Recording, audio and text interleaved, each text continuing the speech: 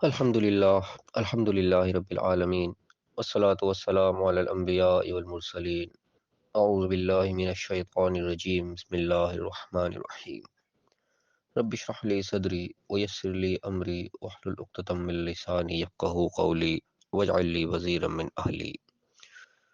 محترم سامعین، السلام علیکم ورحمۃ اللہ وبرکاتہ۔ الحمدللہ، قرآن پاک کا مطالعہ ہمارا جاری ہے۔ سورہ المائدہ کی آیت نمبر 30 تک ہم پڑھ چکے ہیں۔ آج انشاءاللہ آیت نمبر 31 آیت نمبر 34 تک پڑھیں گے۔ کل کی آیات پہ تذکرہ آ رہا تھا آدم علیہ السلام کے دونوں بیٹوں کا، کہ ایک نے جو ہے دوسرے کو قتل کر دیا۔ اسی کا سلسلہ مزید آگے چلا ہے کہ جب اس نے ایک بھائی نے دوسرے بھائی کو قتل کر دیا، اس کے بعد اس کے نقصان کا وقت جو ہے گویا کہ وہ شروع ہو گیا۔ آگے اللہ تعالیٰ نے فرمایا، اعوذ باللہ من الشیطان الرجیم، بسم اللہ الرحمن الرحیم،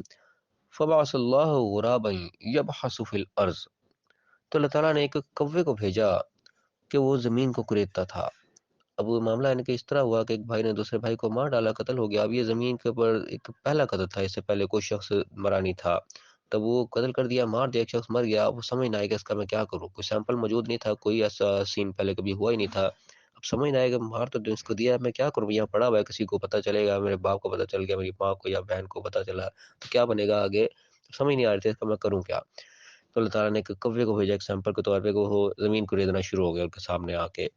تاکہ کیوں بھیجا اللہ تعالیٰ نے کہ لیریہ کیف یواری سوءۃ اخیہ، تاکہ اس کو دکھایا جائے کہ اپنے بھائی کے علاج کے ساتھ انہیں کیا کرنا ہے، کہ کیسے چھپائے اس کو۔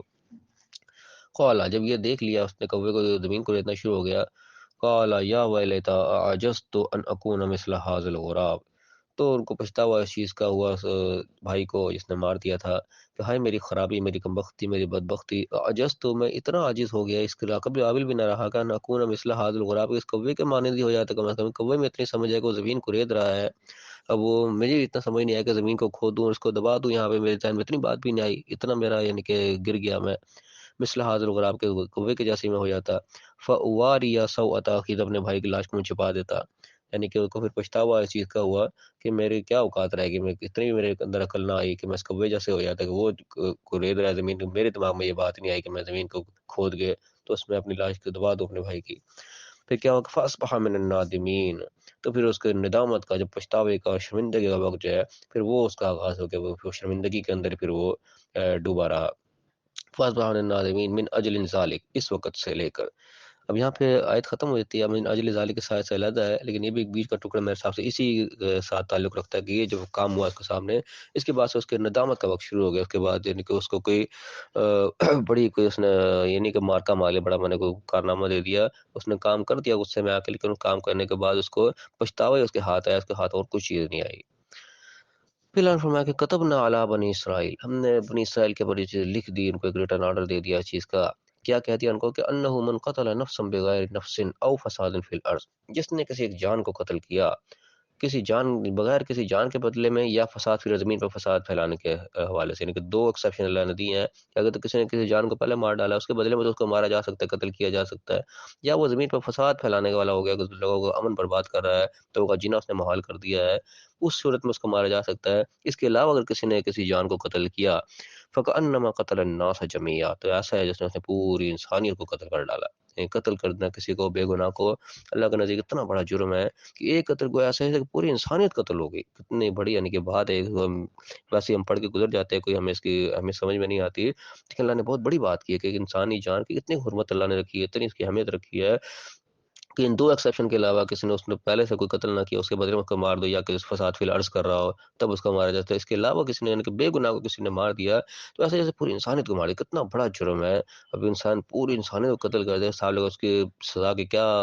عالم ہوگا، کتنی بڑی سزا، پھر سزا کا حقدار ہوتا ہے۔ تو ایک گناہ بے گناہ کو مار دینا اللہ کے نزدیک ایسے ایک پوری انسانیت کو اس نے قتل کر دیا۔ اب ہم یہاں دیکھیں کہ آج کل کے دور میں ہم رہ رہے ہیں کہ بندہ مار دینا کتنے ایک عام سی بات ہوگی، پتہ ہی نہیں چلتا کہ اس کو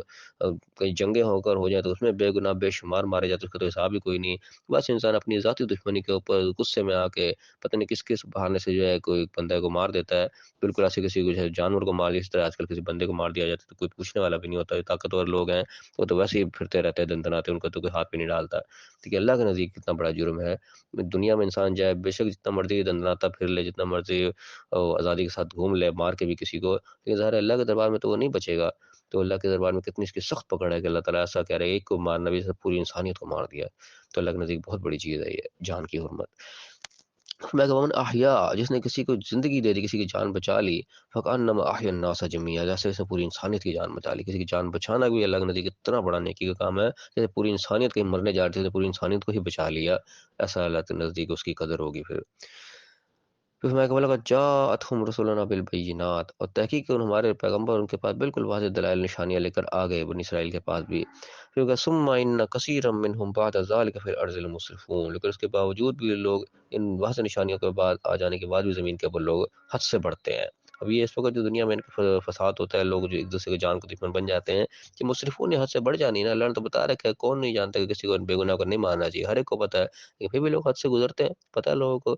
لیکن جو کوئی جان کو بچا لیتا ہے، اللہ نے اس کو بچانے کی بھی اتنی بڑی وہ اہمیت رکھی ہے، پوری انسانیت کو بچا رہا ہے۔ ہمارے یہ ڈاکٹرز وغیرہ جو بھی اپنے تجربے سے لوگوں کی جانوں کو بچاتے ہیں، لوگوں کو صحت کا انتظام کرتے ہیں، یقیناً اللہ کے نزدیک ان کا بہت بڑا اجر بھی ہے، بشرطے کہ اس کو اپنا دنیائی منفعت کا کوئی چیز نہ بنائے، خدمت خلق کے طور پر کریں، دنیائی منافع بھی اس سے حاصل ہوتا ہے، لیکن اصل جذبہ انسانیت کو بچانے کا ہو تو پھر یقیناً اللہ کے نزدیک بہت بڑا اس کا اجر ہے۔ پھر فرمایا کہ انما جزاء الذین یحاربون اللہ ورسولہ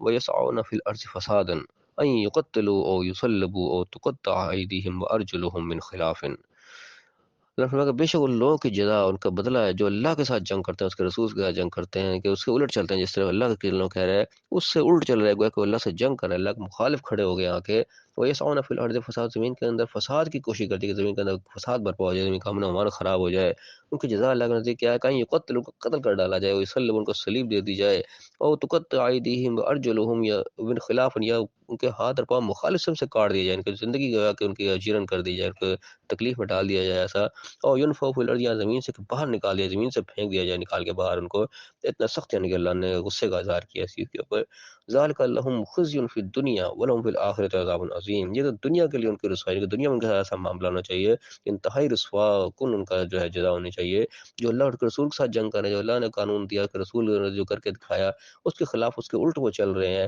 زمین پر فساد پھیلانا چاہ رہے ہیں، ان کو تو یہ جزا ہونی چاہیے، اللہ کے نزدیک قتل کر دیا جائے، سلیب دے دی جائے، ان کے ہاتھ پاؤں مخالف سم سے کاٹ دیا جائے، زمین سے باہر نکال دیا جائے ان کو، یہ دنیا میں ان کو رسوائی ہے۔ وَلَهُمْ فِي الْآخِرَةِ عَذَابٌ عَظِيمٌ، ان کے لیے آخرت میں بہت بڑا جو عذاب ہے، یعنی انتہائی درجے کا اللہ غصے کا اظہار کر رہا ہے ان لوگوں کے لیے جو اللہ کے خلاف الٹ چلتے ہیں۔ وَإِلَّا الَّذِينَ تَابُوا من قبل ان تقدروا علیہم، ہاں ایک سیشن لگا دے کہ جو توبہ کر لیں، پلٹ آئیں واپس، اپنے غلطی کا کر لیں، احساس ان کو ہو جائے، جو توبہ کر لیں اس سے پہلے کہ ان کے اوپر قابو پا لیا جائے، یعنی کہ پکڑے جانے سے پہلے پہلے توبہ کر لیں۔ یہاں دروازہ بتا رہا ہے کہ کھولے جائے گا کہ جو شخص کے اوپر کوئی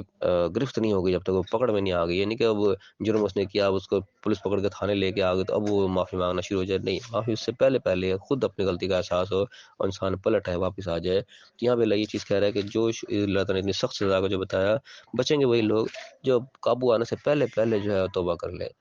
تو ان کے لیے معافی کی گنجائش ہو سکتی ہے۔ فَاعْلَمُوا أَنَّ اللَّهَ غَفُورٌ رَحِيمٌ، تو جان لو اللہ تعالیٰ بخشنے والا مہربان ہے، یعنی اللہ تعالیٰ معافی کا دروازہ نہیں بند کرتا، لیکن تم معافی کا اپنا حق کو حقدار ٹھہراؤ، یہ نہیں کہ بالکل پانی سر سے گزر گیا، اس طریقے سے فرعون کا جب ڈوبنے کا وقت آ گیا اس وقت اس نے توبہ کی، معافی مانگی تو وہ دروازہ بند ہو جاتا ہے، توبہ کبھی موت کو دیکھ کے نہیں، اس طریقے انسان قابو آ گیا، پکڑا گیا، تھانے میں پیش ہو گیا، اب کہ یہ نہیں میں معافی مانگتا ہوں، وہ معافی کا وقت نہیں ہوتا، وہ تو سزا کا وقت آ جاتا ہے۔ اللہ تعالیٰ ہمیں صحیح سمجھنے کی توفیق عطا فرمائے۔ اللہ تعالیٰ نے معافی کے جگہ جگہ جگہ مواقع رکھے ہیں کہ انسان کو چاہیے کہ اس وقت سے پہلے پہلے کہ معافی کا دروازہ بند ہو جائے، اس سے پہلے پہلے اپنی غلطی کا احساس کر لے اور اپنے گناہوں کی معافی مانگ لے اور اپنے کو سیدھے راستے کے اوپر لے آئے، تو اللہ تعالیٰ ضرور جو ہے وہ معاف کرنے والا ہے۔ اللہ تعالیٰ ہمیں صحیح سمجھنے کی، اس صحیح عمل کرنے کی توفیق عطا فرمائے اور دنیا اور آخرت دونوں جگہ کامیاب فرمائے، آمین۔ وآخر دعوانا ان الحمد للہ رب العالمین۔